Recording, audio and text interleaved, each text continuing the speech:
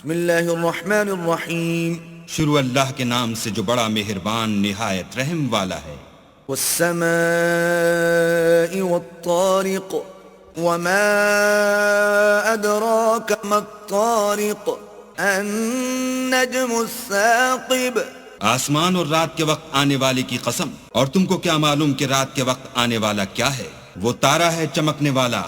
إن كل نفس لما عليها حافظ فلينظر الإنسان مما خلق من ماء دافق يخرج من بين الصلب والترائب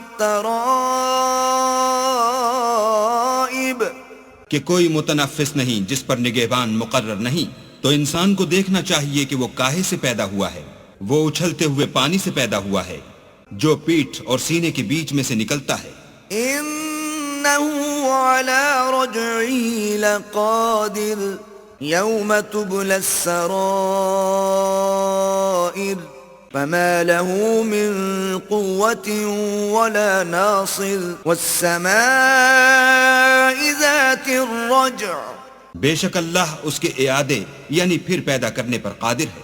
جس دن دلوں کے بھید جانچے جائیں گے تو انسان کی کچھ پیش نہ چل سکے گی اور نہ کوئی اس کا مددگار ہوگا۔